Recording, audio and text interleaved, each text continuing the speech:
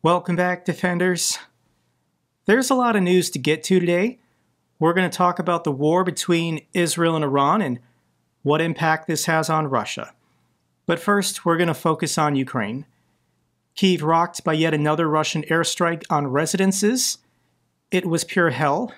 Russian strikes kill at least 10 in Kyiv, target multiple Ukrainian cities in an overnight barrage. This is almost every night in Ukraine. Last night, Russia launched 472 drones and missiles.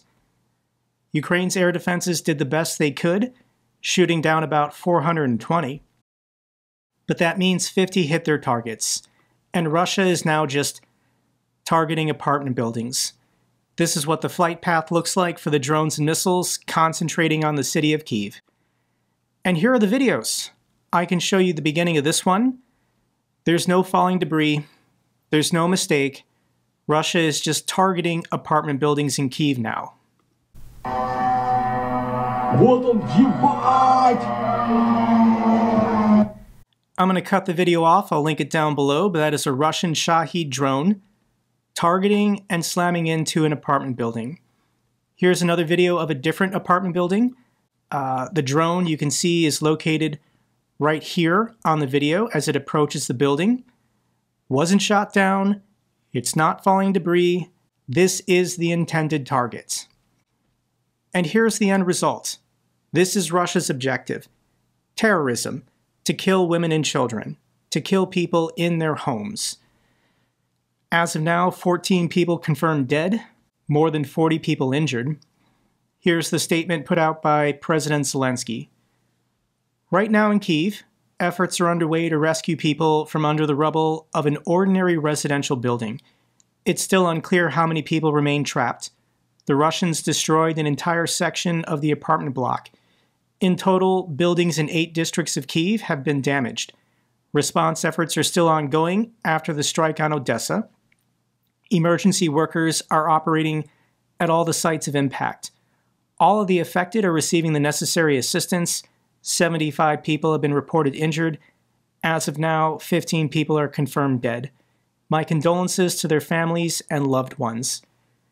Such attacks are pure terrorism, and the whole world, the United States and Europe, must finally respond as a civilized society responds to terrorists. The Russians are just terrorists.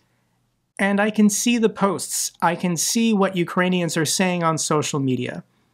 Bad when the powerful turn a blind eye. Ukraine slams lack of adequate world reaction to Russian strikes. This war between Israel and Iran is going to take the attention away from Ukraine in the short term. Just as it was when the government in Syria collapsed. Yes, people are going to be focused on the Middle East, and these stories, these heartbreaking stories, are not going to receive the same amount of attention as they did a year ago, 2 years ago, or 3 years ago. So we're going to cover this story, and then we're going to turn to the Middle East and what impact this will have on Russia and Ukraine. Trump calls Russia's expulsion from the G8 a mistake as leaders meet.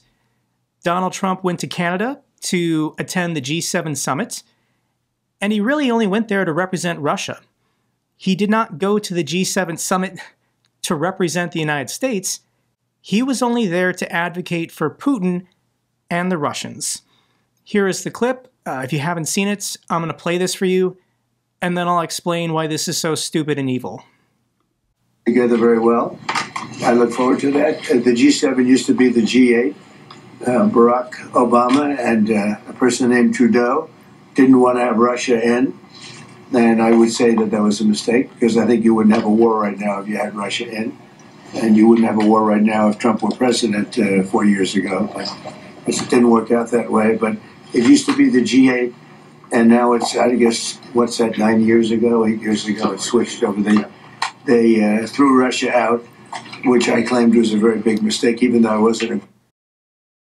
I don't think Donald Trump knows what the G7 is. The G7 is an economic cooperative of democratic nations. If you're not a democracy, you can't be in the G7. You can't be the G8. And Trump is making the claim that if Russia was in the G7, they never would have attacked Ukraine. completely ignoring the fact that Russia was kicked out of the G8 for invading Crimea in 2014. So Donald Trump just lies. He just makes stuff up. He says that Barack Obama and Justin Trudeau wanted Russia thrown out of the G8 in 2014, but Justin Trudeau wasn't elected Prime Minister of Canada until 2015. Justin Trudeau became Prime Minister after Russia was kicked out because Russia invaded Ukraine in 2014. This is the life that we all have to live together, guys. Every time he appears in public, he is going to lie and make stuff up. Either he doesn't understand, or he doesn't care, and he just wants to live in his fictitious world, where he can say whatever he wants, and as long as he says it, it's true. His supporters will believe it, even though it's complete nonsense. There also was another stupid moment. Trump wanted to show the paperwork for his signing of the trade agreement between the United States and the United Kingdom, and this is what accidentally happened. The UK, and we just signed a document. This is sorry about that. This is it. A very important document. A little windy out here. We just signed it, and it's done. And so we have our trade agreement with the European Union, and it's a fair deal for both. So that is Trump saying he just signed his trade agreement with the European Union, and he's standing next to the Prime Minister of the UK. The United Kingdom is not part of the European Union anymore. He also dropped all the papers, and the papers are blank. There is nothing written on any of these papers that he signed. Trump looks very tired, and he has no energy at this G7 summit. He is overweight and 79 years old, and the United States is now getting involved in another war. So Trump is going to age faster now, as the military is going to demand his attention to manage this crisis in the Middle East. We're going to keep moving. President Zelensky did show up at the G7. This is a fantastic opportunity for him to meet with world leaders all in one location in a single day. I've seen posts from Ukrainians saying it's inappropriate, while apartment buildings are being bombed, for Zelensky to not be in the country. But this is where Zelensky needs to be. He needs to be talking to, shaking hands with, making progress with world leaders. The world leaders of Brazil, Canada, the UK, Italy, India, Japan, they're all there in Canada right now. And he is Ukraine's best advocate for more assistance and to call out the crimes being committed by the Russians. Zelensky and Trump were supposed to meet, but because of this crisis in the Middle East, Trump left the G7 summit early. He was there for like less than a day. And I don't think Trump is avoiding Zelensky. I think Trump genuinely wanted to leave because there's a war breaking out. And there's a war breaking out. I don't think anyone like 2 weeks ago expected this to happen. Israel took this first strike opportunity, and I don't think Israel clued Trump in. I don't think Israel was telling Trump what they were planning, because if people in Trump's government told the Russians would then tell the Iranians, and the Iranians would have seen it coming. So this really was a first strike secret operation, and the United States was given probably 24 hours notice that the Israeli Air Force was going to move on Iran's nuclear facilities. So before we talk about the conflict, I just want to mention the politics and Donald Trump's power, his ability to achieve his objectives. Annexing Canada, invading Greenland, seizing the Panama Canal. It all depends on people willing to follow his illegal commands. And people in the military, judges, state politicians, they're only going to do what Donald Trump demands if he has popularity. So I was showing you guys this approval rating for Donald Trump. It sank to about 43%. This was because of the tariffs. Trump then rolled back the tariffs. He started canceling them. His approval rating went back up. There was a sharp drop here. This was Los Angeles. Americans in general don't support active duty Marines being deployed against American citizens, even if they're rioting. And Trump is about to get a huge hit in his approval rating because MAGA does not support a war against Iran. This is Charlie Kirk. He's terrible. He's a MAGA influencer. He's got about 5 million followers on Twitter. And this is his poll of mostly Trump supporters. This is MAGA. Should the United States get involved in Israel's war against Iran? 90% responding no. Almost 500,000 people voted. I understand this is a poll, done on Twitter, and people around the world can vote. These are not just Americans. But this is primarily MAGA. They don't want to see the United States military getting involved in another war in the Middle East. Donald Trump allegedly campaigned to prevent this from happening. Here's just one example. Trump supporters on Twitter are freaking out. This is Texas Patriot. F it. If Trump takes us to war, I'm done with him and his administration. I voted for no wars, cheap gas, no taxes, cheap groceries, make America healthy again. What of these things has actually happened? I'm pissed. And the Russians are freaking out too because Iran is their very important economic and military ally. This is Alexander Dugin trying to figure out what the hell Trump is doing. Maybe real Trump has been kidnapped by the deep state and is being held hostage. Very strange behavior and inconsistent. Dugin then continues. Now Tulsi Gabbard, I'm guessing she is also supporting strikes against Iran. Trump is losing, he misspelled losing, the most loyal friends and gives the power to his worst enemies. What is going on? Iran is Russia's military ally. Trump is supposed to be good friends with the Russians. Why would Trump betray Russia by destroying Iran? And it's because this is what Israel wants. Israel asked the United States to join strikes on Iran's nuclear sites. Yeah, Israel is doing pretty well, but they'd be doing better if Donald Trump started calling in airstrikes from the United States military. So Trump is very concerned that his base hates this idea. So he is trying to prime them. He is trying to condition them that war with Iran was always the plan. America first means many great things, including the fact that Iran cannot have a nuclear weapon. Make America great again. So if you believe in MAGA and you believe America first, then you've always supported a war against Iran. This is what Trump is trying to convince his own crazy supporters, that this is what they want. If you want America to be first, then we've got to go to war and destroy Iran. Somebody please explain to kooky Tucker Carlson that Iran cannot have a nuclear weapon. This is very dangerous.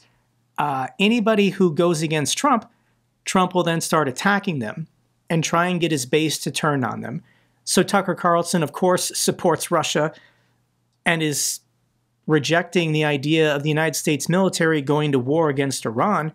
So Trump is now attacking MAGA influencers that will not support this war against Iran.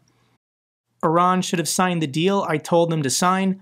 What a shame and waste of human life. Simply stated, Iran cannot have a nuclear weapon. I said it over and over again. Everyone should immediately evacuate Tehran. This is the President of the United States telling the capital city of another country to evacuate? Trump warns Tehran residents to evacuate immediately, but can they? Tehran is a city of 10 million people, and the airports are shut down. The government is collapsing. Public services and utilities are failing. These people can't get out of the capital city. There are videos across social media now of traffic jams. These are the highways leaving Tehran, and civilians can't evacuate. They can't get out of the city because everything is jammed right now. And the United States military is preparing for war against Iran. Armada of U.S. Air Force tankers just deployed east over the Atlantic, spurring speculation. These are 24 refueling tankers taking off from the United States to relocate to bases in Europe and the Middle East. The fact that these tankers were not in place prior to Israel's first strike, in my opinion, proves that Israel did not tell Trump what they were going to do, because they didn't trust the Trump administration not to leak this intelligence to the Russians. Here is the graphic showing all of the tankers landing in Europe, and would you look at that? Having US bases and NATO bases in Europe is beneficial to the United States. Good morning. Major US Middle East focus buildup confirmed. The United States has redirected an aircraft carrier, this is a strike group of dozens of ships, to go to the Persian Gulf immediately. The DoD has confirmed that the USS aircraft carrier, the Nimitz, is now on its way to the Persian Gulf. And I'll put this link down below. This is a marine vessel tracking site, and if you want, you can look at a global map where all of America's aircraft carriers are located. And right now, we don't have an aircraft carrier in the Mediterranean or the Indian Ocean. Trump just redirected the USS Nimitz. It's going through, I think, the Straits of Malacca now. It's going to have to get past India, but then within a day or two, it will be in position to start bombing Iran. But where are the rest of our aircraft carriers? And they're all in the United States. The Ronald Reagan, the Theodore Roosevelt, the Washington, the Eisenhower, the Ford, the Enterprise. Once again, this kind of proves that Israel did not coordinate this with Trump because they didn't want the Iranians to get suspicious. So now that this has happened, the deep state here in the United States is just reacting. They're trying to go with it. This is Senator Lindsey Graham on Face the Nation, being the public face for the Republican Party, advocating for the United States to join this war with Israel against Iran. If diplomacy is not successful and we left with the option of force, I would urge President Trump to go all in to make sure that when this operation is over, there's nothing left standing in Iran regarding their nuclear program. If that means providing bombs, provide bombs. If that means flying, busting bombs, whatever bombs. If it means flying with Israel, fly with Israel. The worst possible outcome for the world is to take the Iranian nuclear program on and leave it standing. That will be a disaster. The neocons are back, guys. So we need to independently think about what is happening and decide if we want to support Israel in this war against Iran. So I've explained to you guys in my last video, I am not a fan of Israeli Prime Minister Benjamin Netanyahu. I think he is corrupt. I think he is immoral. But I am going to listen to him and see, is he credible? Is what he's saying true about Iran rushing to build a nuclear weapon? This is the Prime Minister of Israel appearing on Fox News, and we're going to watch this clip together. A dual existential threat. One, the threat of Iran rushing to weaponize their enriched uranium to make atomic bombs with a specific and declared intent to destroy us. Second, a rush to increase their ballistic missile arsenal into the capacity that they would have 3,600 weapons a year, new weapons, within 3 years, 10,000 ballistic missiles, each one weighing a ton, coming in at Mach 6, right into our cities, as you saw today. And then in 6 years, 20,000. That's no country can sustain that, and certainly not a country the size of Israel. So we had to act. It was the 12th hour. We did act to save ourselves, but also, I think, to not only protect ourselves, but protect the world from this incendiary regime. So those are the claims that Iran was massively increasing their ballistic missile capability to potentially 10,000 a year, building up a stockpile to eventually annihilate Israel. In addition, they were rushing to build a nuclear weapon with the plans of either using it against Israel themselves or supplying a nuclear weapon to the Houthis or to Hezbollah to eventually destroy Israel. And I think I believe him. Even though I do not like the Prime Minister of Israel, I do believe he is telling the truth, because this is also what the Iranians were saying. This is the Ayatollah Khomeini on Twitter, and he posted last November, increasing combat capabilities prevents the enemy from attacking. No, it didn't. But yes, the timing of this tweet. Donald Trump was elected president in November. And I think 6 or 7 months ago, the Iranians said, oh, shit, we're going to get attacked by Donald Trump and the Israelis as soon as Trump gets back into office. The only thing that can guarantee our safety is if we get a nuclear weapon fast. The North Koreans have a nuclear weapon. Nobody's threatening North Korea. The Russians have nuclear weapons. The Russians can invade, kill, attack anyone they want. Nobody is going to threaten Russia. So yes, I do think Iran made the calculation last November, and they decided to try and get a nuclear weapon as fast as possible. In addition, increasing their production of ballistic missiles, that's easy money, because the Russians will buy them. The North Koreans or the Chinese will buy them. I do not want Donald Trump to be president at this time, and obviously war is bad, but yes, this needs to happen. I think the United States military should help Israel in finishing off the Iranian regime so it can no longer threaten the region, but also Ukraine and Europe and the free and democratic world. This is what the Ayatollah and the government of Iran was going towards. Iran claims new ballistic missile tactic allowed a breach of Israel's air defenses. Israel's taking hits. I'm not going to pretend like this war is entirely one-sided. I don't know how many hundreds or thousands of drones and missiles Iran has, but they're trying. They're launching absolutely everything. Israel is taking casualties. Some of their cities are being hit with ballistic missiles. But there's no military strategy here. Is Iran trying to defeat or destroy Israel's air force? Is Iran trying to decapitate or assassinate Israel's military chain of command or their civilian leadership? And they're not. They're chanting and cheering every time a residential apartment building is blown up in Tel Aviv. But this isn't how you win a war. Israel is fighting to win a war. And Iran doesn't know what to do. They're just indiscriminately targeting civilian areas. I can link some videos down below if you want to see Israel's air defenses trying to protect the capital city of Tel Aviv. But you're seeing ballistic missile impacts in Israel. I'll link this clip down below.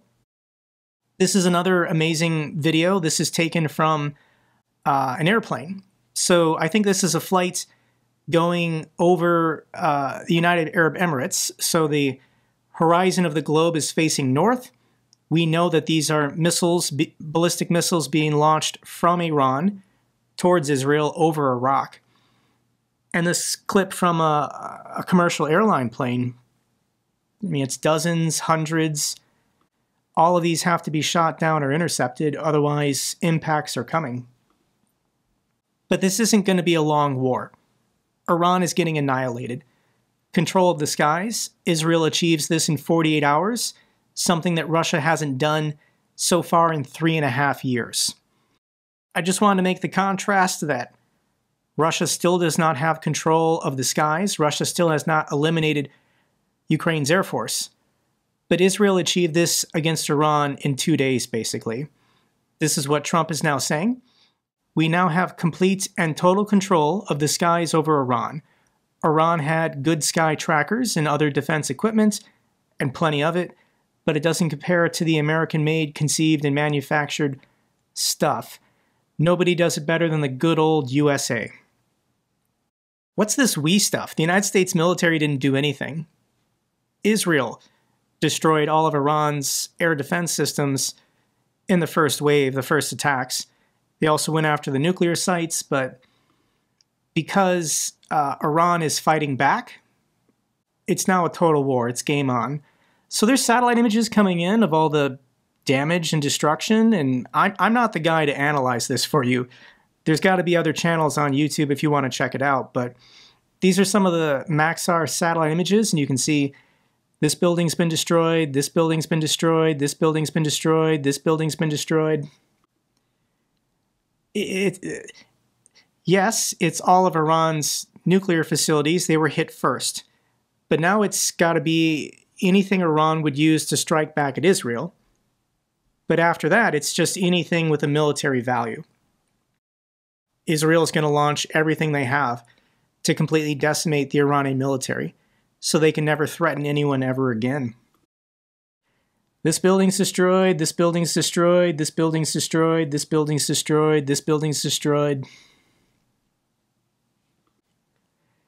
Israel escalates to attacking Iranian energy targets after ballistic missiles hit Tel Aviv. Because Iran fired back, Israel is going to go for everything, including Iran's revenue sources, their oil and gas industry. Israel's strike reportedly hits Iran's gas sector, halting production at the world's largest field. These are the oil refineries. These are the gas facilities. I don't think these are the primary targets. Israel would rather go for the missile and drone launching locations. But yes, if Israel's Air Force has time, they're going to destroy Iran's oil and gas fields. Yeah, this is a huge escalation. Israel conducted an attack that was 2,300 kilometers away. This was an airfield basically on the border with Turkmenistan. Range is not a limit. Israel has the cruise missiles that can go the distance the entire country of Iran. Iran is defenseless right now. Iranian F-14 Persian Tomcats obliterated in an Israeli airstrike. Not the Persian Tomcats. These planes are kind of famous because these were planes that the United States sold to Iran before the 1979 revolution. For 50 years, they've been keeping and maintaining these American planes. But no, Israel found them. They were parked outside, and they've now been destroyed. This doesn't have anything to do with Israel, but two oil tankers collided with each other in the Gulf of Oman, one of these being a Russian Shadow Fleet tanker, and they're on fire. I'll link the video down below. This got a lot of attention. This is the Iranian state media. This is their state propaganda network.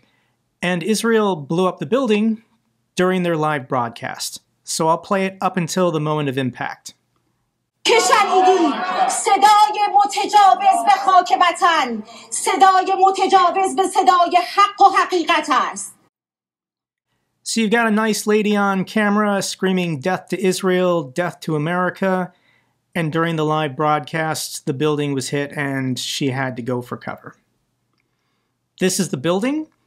This 100% is a valid military target. When governments weaponize their news agencies, they control them, and they only put out crazy propaganda. The Iranians are putting out a lot of fake AI-generated content to confuse people, to make it look like they're not getting their asses kicked, but they are. It's bad. Israel is also continuing to hunt and eliminate Iranian commanders. Iran has officially confirmed the deaths of the intelligence corps commander, as well as General Mohammad Kazemi and his deputy, General Hassan Mohaqiq. So people online are playing Iranian leadership bingo. Every time Israel assassinates an Iranian general, you can cross it off your square and let the world know when you have bingo.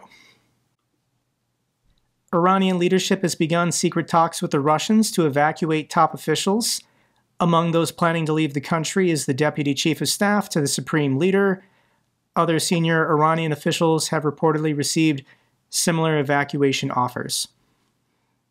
They can join Bashar al-Assad and take refuge in Moscow. They can hang out with Edward Snowden. This also is, I think, a big deal, but the prisons are being opened up in Iran. Iran has wrongfully imprisoned probably tens of thousands of political prisoners, people who just didn't like the government of Iran. And this is what happened in Syria, right before the government of Syria collapsed.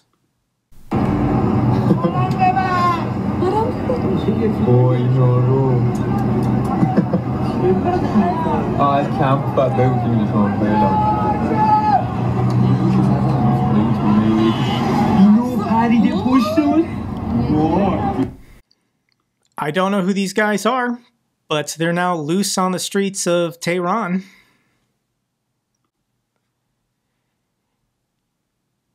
We can understand this war through the lens of people who support Iran and Russia. This is Syrian girl. She's a propaganda account for Bashar al-Assad, and she says if Iran falls, Russia and China will follow. Syria's fall is what led to this. And this is giving a very Syrian vibe from 6 months ago and how rapidly the government of Syria collapsed. A battered Iran signals it wants to de-escalate hostilities with Israel and negotiate. I don't think Israel wants to negotiate. When the Ayatollah took command of the country 50 years ago, this is what Iran has been working towards for 50 years. The destruction of the state of Israel. It's insane, guys, that a country of 90 million people would only care about one thing: destroying another nation that they don't even have a border with. So I don't think there's anything to salvage here. I think if the Ayatollah is allowed to remain in power, they're just going to continue on this path, sacrificing the welfare of their own people and nation to try and destroy somebody that doesn't even share their border. So what will happen if Iran de-evolves into chaos? A collapse of their government, a collapse of civil society. And this is like the worst part of the world for stability in governments. Afghanistan is already a basket case. Pakistan itself is on the verge of civil war. Iraq is not a unified state. Azerbaijan and Armenia want to kill each other. Turkmenistan's probably okay, but there's going to be a lot of refugees. There could be potentially millions of Iranians trying to flee the country if it just de-evolves into chaos and civil war. Yeah, this is a lot. But the primary focus of this YouTube channel is the war between Russia and Ukraine. I will keep giving updates that matter.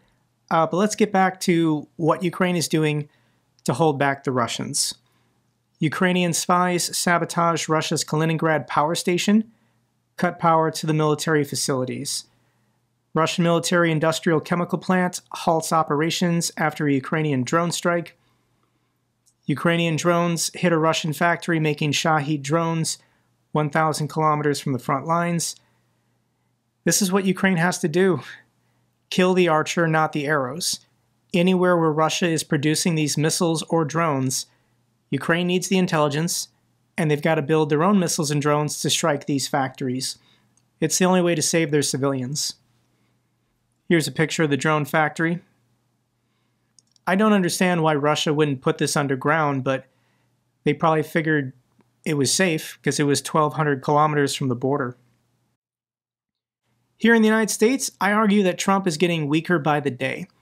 This is saving our democracy, preventing the fascist takeover. No King's protest. Millions opposed Trump across the United States on his birthday as he attended that stupid military parade. And the No King's protest was the biggest protest in U.S. history.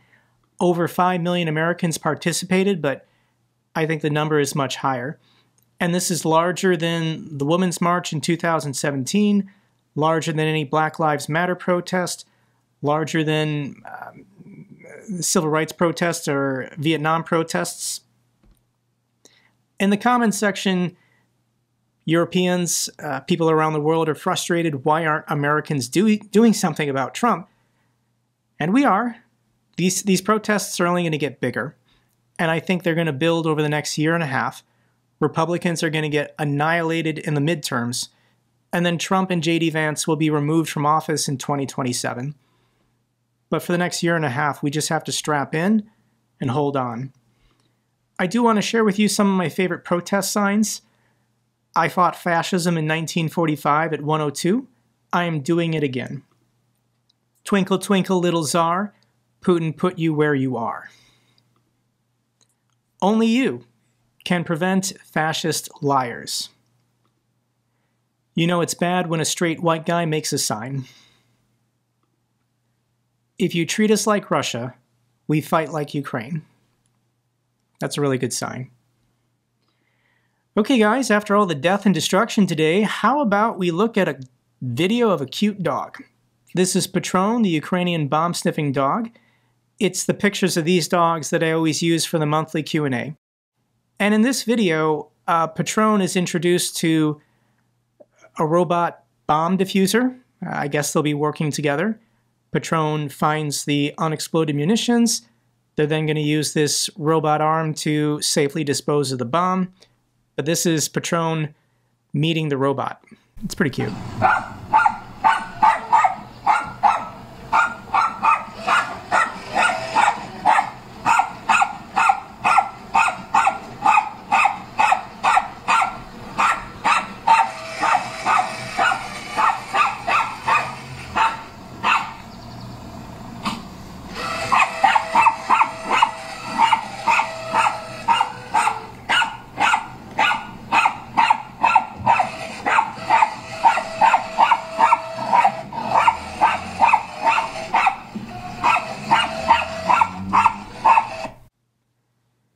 Co-workers, that's all for this update video.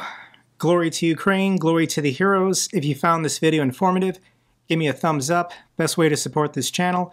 Comments and questions, let me know down below. I love hearing from you guys. Till the next video, keep defending the truth, keep defending democracy.